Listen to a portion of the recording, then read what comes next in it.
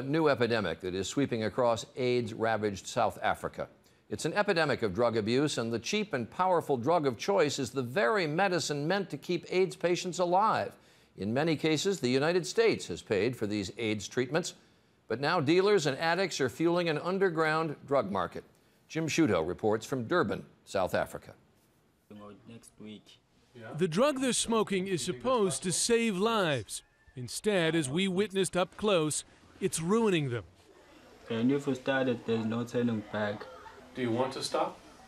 Yes, I do. But you can't? Yes, but I can't.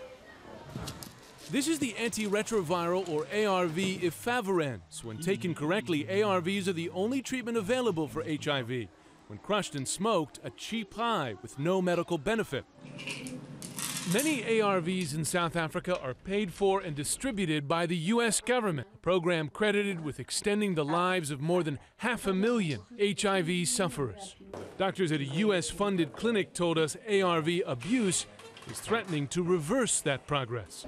You're trying to fight this epidemic that has ravaged the world so much, and the results are catastrophic.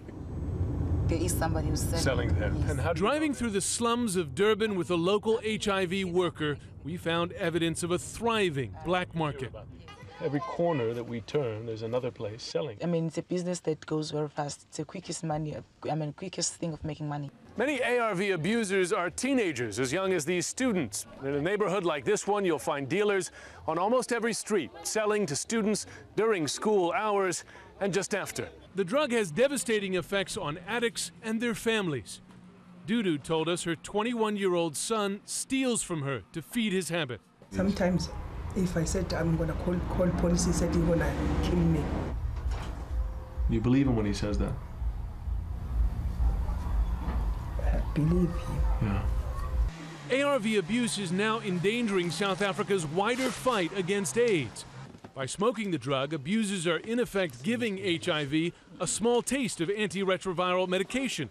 Not enough to kill the virus, but enough for it to potentially develop resistance to the drug. You'll find that we have a second epidemic emerging, an epidemic that we cannot control with the current drugs that we have. For the more than 5 million South Africans infected with HIV, a growing threat to their last best chance of survival. Jim Shuto, ABC News, Durban, South Africa.